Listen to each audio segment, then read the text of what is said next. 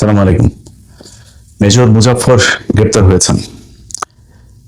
শহীদ president Ziaur Rahman হত্যাকাণ্ডের একমাত্র সাক্ষী, একমাত্র অভিযুক্ত ব্যক্তি যিনি জীবিত আছেন, তিনি শেষ ব্যক্তি মুজাফফর। তাই গ্রেপ্তার করা হয়েছে। আমরা বিশ্বাস করি এটার সুষ্ঠু তদন্ত এবং বাংলাদেশের মানুষ যে ইতিহাস এতদিন ধরে জানেন না সেই ইতিহাস জানতে পারবে। তবে কিছু আশঙ্কাও আছে। প্রথম কথা হচ্ছে, মেজর মুজাফফর বনানী ডিওএইচএস এর ভেতরে তিনি এতদিন ধরে ছিলেন। গত 2 বছর অন্তত শেখ হাসিনা তো নাই। এই যে 2 বছর, এই 2 বছরেও বাংলাদেশে গোয়েন্দা সংস্থা ছিল। তাহলে গেল 2 বছর সেই গোয়েন্দা সংস্থার প্রধান যারা ছিলেন তারা কি করেছেন? তারা কেন তাকে ধরেন নাই?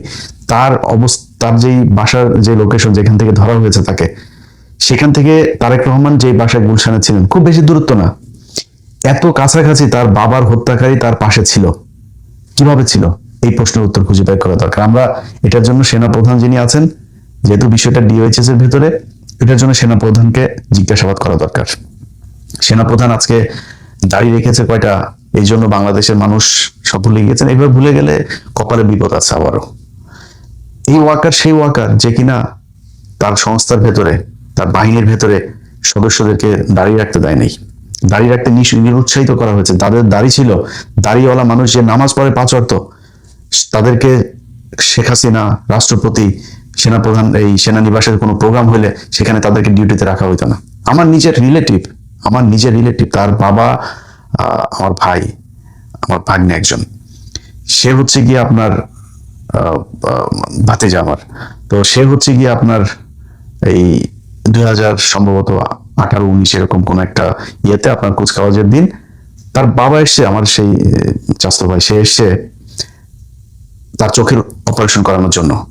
সারাদিন কোয়ার্টারের ভেতরে তাদের ওই বাসায় তার ওই ইয়েতে বাড়ি দিয়ে তালা দিয়ে রাখা হয়েছে। তালা দিয়ে রেখে একজন সদস্যকে বাইরে রাখা হয়েছে, যদি তার কিছু প্রয়োজন হয় সে এনে দিবে, নিয়ে দিবে, কিন্তু তাদেরকে ঘর থেকে বেরোতে দেবে না। একমাত্র অপরাধ আমার ওই ভাইয়ের মুখে দাঁড়িয়ে আছে, তিনি তাবলিগ করেন, কপালে দাগ আছে, এই জন্য তাকে এইভাবে রাখা হয়েছে। এটাই ঘটেছে এই গেল 15 বছর পিলখানা, এই আপনার সেনানিবাসে। যাদের নাচ গান রাতের বেলা সেনাবাহিনীর এই কি বলে এটা ক্লাবগুলোতে আপনার মদ নারী নিয়ে তারপর করতো, তাদেরকে বিভিন্ন গুরুত্বপূর্ণ পদে রাখা হইতো। নামাজ রোজা করা, দাড়ি রাখা, এটাকে ভীষণ রকমের অপরাধ মনে করা হইতো। এটাই গেল 15 বছর এভাবে ঘটেছে। তো সেই ওয়াকারই তো এই ওয়াকার 24-এর পরেও আওয়ামী লীগের প্রতিটা মানুষকে পালিয়ে যেতে এই ওয়াকার সহায়তা করেছে। এই যে কয়েকদিন আগে শিরিন শারমিনকে দেখলেন নাটক হয়েছে, এই শিরিন শারমিন এই ওয়াকার তাকে এতদিন ধরে শেল্টার দিয়ে সেনানিবাসে ছিল, তিনি খোঁজ নিয়ে দেখেন। সো সেই ওয়াকারকে জবাব দিতে হবে তিনি এইখানে এতদিন কিভাবে ছিলেন। আমার কাছে থাকা যে তথ্য, তিনি কলকাতায় আপনার 1981 সালে তিনি চলে যাওয়ার পর 96 পর্যন্ত তিনি ভারতে ছিলেন, এবং 96 পর্যন্ত ভারতে থাকাকালীন তিনি 2টা নাম ব্যবহার করেছেন, একটা বিপ্লব সরকার আর একটা হচ্ছে জয় ব্যানার্জি। এই 2 নামে তিনি বাংলাদেশে আসা যাওয়া করেছেন। এরপরে 96 সালে শেখ হাসিনা ক্ষমতায় আসার পর ভারত তাকে বাংলাদেশে দিয়েতে, যাও তুমি, আর কোনো সমস্যা নেই। সে দিব্যি বাংলাদেশে থেকেছে, খেয়েছে, কোনো সমস্যা হয়নি এখনো পর্যন্ত। 5 তারিখের পরের 2 বছরও তিনি বাংলাদেশে থাকলো। বাংলাদেশ এই মুহূর্তে সিআইডি প্রধান, ডিজিএফআই প্রধান, ডিবি প্রধান, সবাইকে ধন্যবাদ যে তারা তাকে শেষ পর্যন্ত ধরেছে। এখন তার বিচার, এই বিচারটা আমি মনে করি না এত সহজ হবে করাটা। কারণ হচ্ছে তিনি এই পিলখানা হত্যাকাণ্ডে আপনার ডক্টর ইউনূসের সময়ে একটা স্বাধীন তদন্ত কমিশন গঠন হইলো, সেটা তদন্ত করলো, রিপোর্টটা প্রকাশ করতে দেওয়া হলো না, সেই রিপোর্ট অনুযায়ী কোনো কাজও করতে দেওয়া হয়নি। কারণ কি? কারণ হচ্ছে ভারত পিলখানা হত্যাকাণ্ডের সাথে জড়িত ছিল। আজকে মুজাফফর যে হত্যাকাণ্ডের কারণে তাকে গ্রেপ্তার করা হয়েছে, সেই জিয়াউর রহমান হত্যাকাণ্ডের সাথে ভারত সরাসরি জড়িত ছিল। এই কারণে তাকে এই বিচার করা এত সহজ হবে না। জেনারেল এরশাদ, তিনি জেনারেল মঞ্জুকে আপনার তার সময় খুব তড়িঘড়ি করে তারপর জেনারেল মঞ্জুকে হত্যা করা হলো। কারণ কি? জেনারেল মঞ্জু সবকিছু জানতেন, কিভাবে কি হয়েছে সেটার সাথেও ভারত জড়িত, তার হত্যার সাথেও ভারত জড়িত। অতএব এই ভারত জড়িত থাকার যে জায়গাগুলো, এই জায়গাগুলোকে ফাইন্ড আউট করতে গেলে নানান ধরনের সমস্যা আসবে। এখন আমরা শুনছি যে মুজাফফরকে সম্ভবত তাকে 24 ডিভিশনে পাঠানো হচ্ছে। কারণ 24 পদাতিক ডিভিশনে আপনি সে কর্মরত ছিল, এই জন্য তাকে সেখানে নিয়ে তারপরে কোর্ট মার্শাল করতে হবে, সেনা আইনে বিচার হইতে হবে। সেনা আইনে বিচার হইলে কি হবে? তাহলে আপনি বিদ্রোহের জন্য বিচার করবেন। কিন্তু এটা শুধু একটা বিদ্রোহের ঘটনা না, এটার সাথে বাংলাদেশের অনেক ইতিহাস জড়িত। তাকে রেখে আমি মনে করি যে আপনার একটা স্বাধীন একটা কমিটি তৈরি করা দরকার, যেটা একদম সার্বজনীন একটা কমিটি হবে।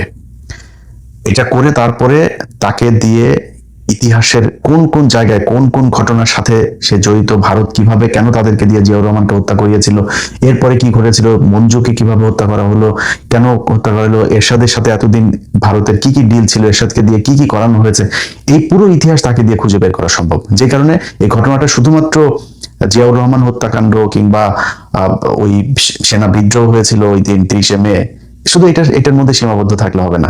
এটার জন্য আমি মনে করি তারেক রহমানকে আরো বেশি কি বলবো যে দায়িত্বশীল এবং সতর্কভাবে পদক্ষেপ নিতে হবে। আজকে সকালে দেখলাম যে তারেক রহমান আমার দেশ পত্রিকা একটা নিউজ করেছে, সেখানে তারা পররাষ্ট্র মন্ত্রণালয়ের একজন ঊর্ধ্বতন কর্মকর্তার উদ্ধৃতি দিয়ে বলেছেন যে তারেক রহমান ভারত সফরে যাচ্ছে না। আমার জন্য আজকের দিনের সবচাইতে সুন্দর, সবচেয়ে মানে খুশির খবর হচ্ছে এটা। তারেক রহমান যদি ভারতে না যায়, এটা বাংলাদেশের জন্য, তারেক রহমান না মানে বাংলাদেশের জন্য যেই যেই জায়গায় ভারতকে প্রয়োজন আছে তার অল্টারনেটিভ রাস্তা খুঁজে বের করা দরকার এবং ভারতের সাথে সর্বোচ্চ সংকীর্ণতা দেখানো দরকার। তারেক রহমান যাবেন না, এটাও আমার কাছে খুবই মানে সুখবর, এই দেশের জন্য একটা ভালো খবর। তো তারেক রহমান ভারতের সাথে করছে, মুজাফফরকে ধরেছে, 111-এর কুশীলব অনেককে ধরেছে। তার কাছে অনুরোধ থাকবে বিডিআর এর পিলখানার হত্যাকাণ্ডকে কেন্দ্র করে যারা জড়িত ছিল তাদেরকে গ্রেপ্তার করা, এবং যে নিরীহ বিডিআর সদস্যরা এখন পর্যন্ত জেলখানায় আছে প্রায় 450 মানুষ, তাদেরকে বের করে দেয়া। তাদের একটা আপনার বেঞ্চ গঠন করার জন্য তাদের শুনানি করা যাচ্ছে না। অতএব সরকারের কাছে অনুরোধ থাকবে বেঞ্চটা দ্রুত গঠন করে তাদের শুনানির ব্যবস্থা করে তাদেরকে ছেড়ে দেয়া।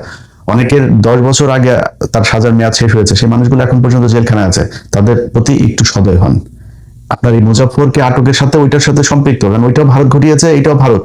সো আপনি তাদের প্রতি সুবিচার করা উচিত। এই মানুষগুলো অপেক্ষায় ছিল যে হাসিনার যদি কোনোদিন পতন হয় তাহলে তারা মুক্তি পাবে। 2 বছর হয়ে গেছে, 2 বছরের 4টা ঈদ তারা সেখানে পালন করেছে। তাদের প্রতি কোনো সরকার বিরোধী দল কেউই সদয় হয় নাই, এটা নিয়ে কেউ কথাও বলে নাই, এটা নিয়ে কেউ দাবিও তোলে নাই শক্তভাবে সরকারের কাছে। এখন পর্যন্ত সংসদেও কোনোদিন কেউ এটা নিয়ে কথা বলে নাই। অথচ উচিত ছিল 5 তারিখেই তাদের সবাইকে বের করে দেয়া। যারা জেনুইন হত্যাকারী তাদেরকে খুঁজে বের করেন, এটা সবাই জানে, তাদের বিচার করেন। এটা একটা। আর যে ঘটনায় মুজাফফরকে আটক করা হয়েছে, সেই ঘটনাতেও আমি মনে করি যে 2 দিন আগে কনক সরোয়ারের ফেসবুক পেজে দেখলাম যে তারেক রহমান মাদারীপুরে গিয়েছেন, সেখানে তার গাড়ি বহরের উপরে পাথর, ইট বা কিছু একটা গাড়িতে নিক্ষেপ করা হয়েছে। তো যেখানে পাথর বা কোনো কিছু ঢেলা দেওয়া সম্ভব হয়, সেখানে তো গ্রেনেড মারাও সম্ভব। তাইলে সিকিউরিটিটা দেখভালের দায়িত্ব কার ছিল, কারা দেখেছে, কেন এই সিকিউরিটি লিকেজ কেন হইলো, কেন এটা ধরা যায় নাই, কেন এটা নিয়ন্ত্রণ করা যায় নাই, এই জিনিসগুলো আমার মনে হয় আরো বেশি শক্তিশালীভাবে, আরো বেশি সুন্দরভাবে করা উচিত। কারণ হলো আপনার তারেক রহমান যখন ইন্ডিয়ার সাথে আপনার চোখ তুলে তাকাইতে যাবে, নিজের অধিকারের কথা বলবে, মানে বাংলাদেশে শেখ মুজিবের কিন্তু শেখ হাসিনারা যেগুলো বলে, শেখ মুজিবের কিন্তু সেগুলোর বাইরে কিছু গুণ আছে যেগুলোরে শেখ হাসিনা খারাপ বলে। শেখ হাসিনা যেগুলোরে ভালো বলে সেগুলো হলো শেখ মুজিবের খারাপ গুণ। শেখ মুজিবের ভালো গুণ কি ছিল? শেখ মুজিব কোনোদিন পাকিস্তান ভাঙতে চায়নি। শেখ মুজিব শেষ পর্যন্ত চেয়েছিল এই পাকিস্তানের সাথে আবার সেই ওআইসিতে গিয়ে যোগ দেওয়া, পাকিস্তান প্রধানমন্ত্রী ভুট্টোকে আপনার বাংলাদেশের সফরে আনা, এগুলো কিন্তু ইন্ডিয়া ভালো চোখে দেখে নাই। এই জন্যই শেখ মুজিবকে হত্যায় ইন্ডিয়া জড়িত ছিল এবং এটা ঠেকানো যায়নি। সো ভারত সবসময় তার বিরুদ্ধে যেই চোখ তুলে তাকাবে তাকে তারা হত্যার চেষ্টা করবে। তো তারেক রহমানকে এরকম কোনো কিছু করলে আমি অবাক হব না, কারণ এখন আমরা বললে আবার অনেকে মনে করতে পারে যে জন্য কিছু বলি না, যে হ্যাঁ এখন তারেক রহমানের জন্য এত পীড়িত হয়েছেন। ভাই তারেক রহমানরে আমি যদি আমার জিজ্ঞেস করেন, গত এই 2 বছরে বহুবার বলেছে যে তারেক রহমানের কিছু জিনিস আছে, তিনার এই গত 5-7 বছরে তার ব্যাপারে যতটুকু জেনেছি, তিনার কিছু ভালো পরিকল্পনা আছে। এটা আমার ভিডিও বোধহয় যারা 2 বছর দেখেছেন এখনো আছে আমার চ্যানেলে, সেগুলো দেখে নিন, বলেছে আগেও। কিন্তু তার আশপাশের কিছু লোকজন এখন ওই যে জাহেদ মায়েদ এগুলো এই করা হয়েছে, তো এগুলো আমার কাছে ভালো লাগে না। এবং নির্বাচনের আগে তারা যেভাবে কথা বলেছে সেগুলোর বিরুদ্ধে আমি সরাসরি জামাতের পক্ষে অবস্থান নিয়েছি। তাদের কারণে, এটা আমার সমস্যা না, তাদের সমস্যা। তাদের আমাকে জানানো উচিত যে আমরা এই কারণে করেছি। আমি তাদের কাছে আমার এত মাপ চাওয়ার কিছু নেই, তাদের তেল মারার কিছু নেই। তারপরেও তারেক রহমান এখন প্রধানমন্ত্রী এবং এই নির্বাচনের পরে যে পদক্ষেপগুলো নিচ্ছে, এই পদক্ষেপগুলোর কারণে তারেক রহমানকে আমি সাপোর্ট করি এবং আমি চাই তারেক রহমান সারা জীবন ক্ষমতায় থাকবে, আমার কোনো সমস্যা নাই। এখন এই মুহূর্তে যদি তারেক রহমান, মনে করেন জামাত ইসলাম, তারা এত ছাড় দিচ্ছে কেন? তারা ছাড় দিচ্ছে কারণ তারা জানে যে এই মুহূর্তে যদি নাকি আমরা বিএনপি কে আওয়ামী লীগের সাথে মিশতে দিই, তাহলে এই দেশটা আবার সেই ইন্ডিয়া পেটে যাবে। সো তার চেয়ে বেটার আমরা বিরোধী দল থাকি, তারেক রহমান ক্ষমতায় থাকুক। এই জন্য তারা ছাড় দিচ্ছে। অনেক কিছুতেই বিরোধী দলের যেই রিয়েক্ট করা দরকার যেভাবে, তারা সেটা করে না।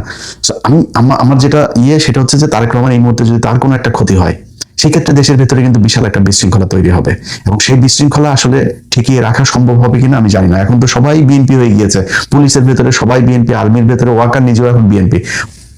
রাষ্ট্রপতি গতকালকে কি বলেছে দেখেন, শেখ হাসিনার এই দমন পীড়ন নির্যাতনের বহিঃপ্রকাশ আপনার জুলাই বিপ্লব। রাষ্ট্রপতি এখন এই কথা বলে, এই বদমাইশের বাচ্চা।